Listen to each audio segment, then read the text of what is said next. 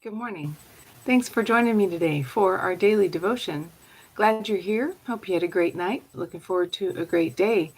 Well, we did not get the snow that they said we were going to get, but we did get a nice little dusting. So I'll take that. Our big snow is supposed to come on Thursday, I think. And we're supposed to get 4 or 5 inches.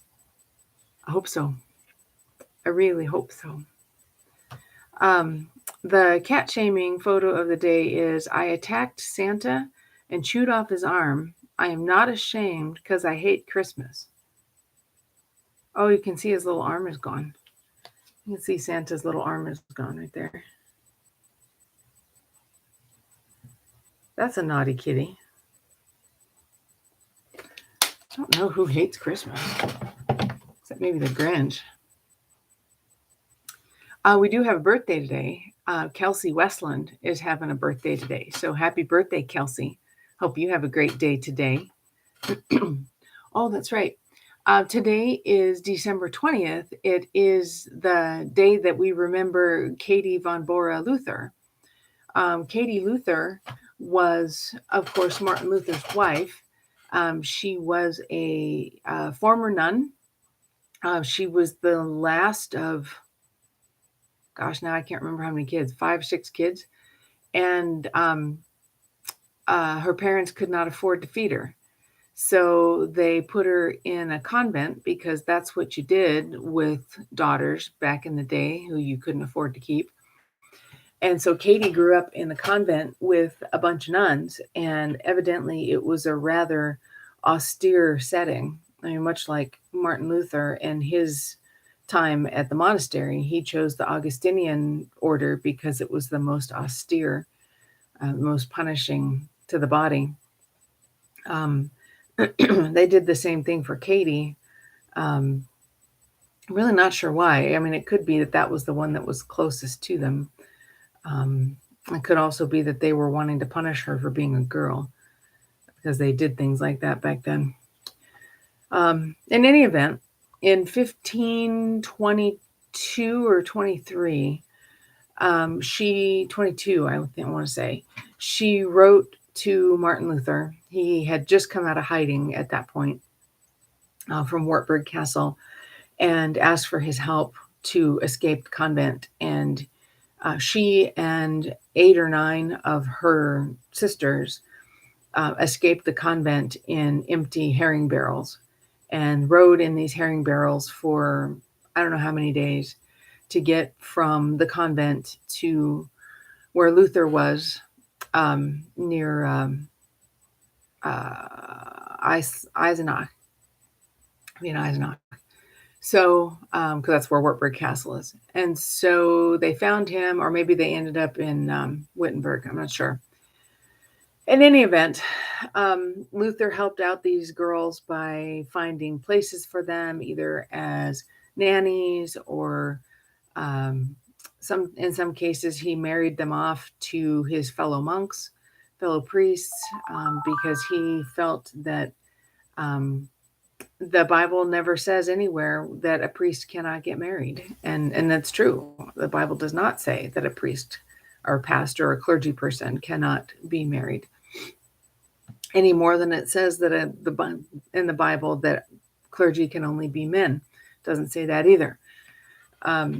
So after he married off everybody, Katie was the only one left, and she had some prospects in her day. Even while she was at the convent before she took her final vows, she had some prospects. But the other family, the groom's family, did not like her background. They didn't like that she came from a poor family, and he was more aristocratic. Even though they loved each other, the family wanted him to have a marriage of position, of political advantage, because that's what they did back then, right? I mean, they didn't marry for love; they married for political advantage, to unite lands and the feudal lords and all that kind of thing. They tried to marry for advantage. So since Katie provided no advantage, the whoever he was, a feudal lord or duke or whoever he was, broke things off and broke her heart. And because of her broken heart, she went ahead and took her final vows and became a nun. But when she met Luther, he set her up a couple of times, and they just weren't good matches. And so she said no.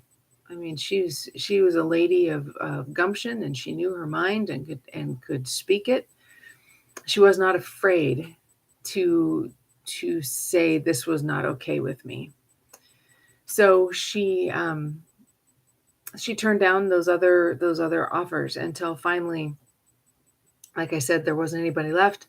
And so Luther looked at her and she looked at him, and he said, "Well, you want to?" And she said, "Yeah, all right." And so they got married. I mean, that's very loosely translated, but that was about as romantic as Luther could get at that point, because he himself did not plan to marry, but he thought it was a good idea, if nothing else, to set an example for the other priests. He thought that would be great. Well, as it turned out, they fell deeply in love with each other. They had 6 children together. They adopted 4 more. And as we know, he went on to change the world together. One of the biggest contributions that they made is the idea of kindergarten, because they invited not only their own children, their own 10, brood of 10, but also the other neighborhood children to their garden. And the children would come, and Luther would teach them Bible stories, and he taught them how to read and taught them their letters and so on, because both he and Katie thought and believed that boys, should not be the only ones who are educated. So they educated their daughters too. And that's where we get kindergarten, because children is kinder and garden is garten. So you put the two together, and that's the first grade that you go to when you go to school, is because of Martin and Katie Luther. The other big contribution that Katie makes is this notion of the priesthood of all believers. It was because of her work and her ministry that Luther came to understand that it wasn't just the clergy who had ministry, but lay people do too. And it wasn't just because he had taken vows that he was able to do God's work. Anyone can do God's work. And Katie was the one who showed him that. So Luther uses the example, I think, of being a garbage collector, or maybe it's a street sweeper, something like that. I use the litter box because it's, not my favorite job, but if I can do it with great joy, then I am doing it in service to the Lord. So whether you're a garbage collector, a street sweeper, you're picking up after your pet, or you could be a pastor, you could be, a Bill Gates, or a Warren Buffett, where you can change the world with your financial resources. If you do it with great joy, and if you do those jobs, those tasks with the love of Jesus in your heart, then it's ministry, and anybody can do it. You don't have to wear a thing around your neck and have taken vows in order to serve the Lord. Anybody can do it. And indeed, that is the task to which we are called through our baptism. That's part of the baptismal vows, is that we love and serve one another, especially those in need. That is what we are supposed to do. So that's Katie Luther in a nutshell. There's a great documentary on her that's put out by the ELCA, and it's called The Morning Star of Wittenberg.